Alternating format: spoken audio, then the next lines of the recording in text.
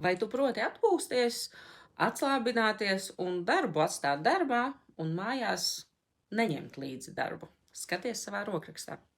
Ja tu lielo B burtu raksti šeit atstājot atstarpi, nesavienojot, tas nozīmē, ka tev ir diezgan grūti atdalīt privāto dzīvi no darba dzīves. Un, ja vēl vairāk tev tas B burts gandrīz vispār neveido šķēlumu, nu tad tas darbs ir pa lielam kā tava dzīve. Tad ir vēl viena interesanta iezīme. Šeit apakšā veidojas cilpa B burtam. Un vēl ir arī tāds neliels atvērums, bet no atvērums var arī nebūt. Šie cilvēki slimi iet uz darbu.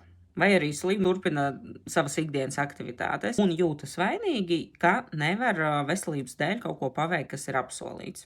Nu, un klasiski, teiksim, ja Z ir kā septītnieks vai Z iet šitā virzienā uz leju, neatkarīgi kāds ir augšā, tas nozīmē, ka dotajā brīdī jau viss ir par daudz aktivitātes, būtu jāpaskatās laika plānošana. Nu, un tuvu izdegšanai jau pēdējais variants vārds. Pasties, kur tu liec komatu. Ja tas komats ir tuvāk jau nākamajam vārdam, nu, tu esi diezgan tuvu jau izdegšanai. Tātad, ja tu kādu no šiem elementiem ieraudzīji savā rokrakstā, tad tev tiešām ir rekomendējams pievērst vairāk uzmanības savai atpūtai, savu resursu atjaunošanai un darba un privātās dzīves sabalansēšanai.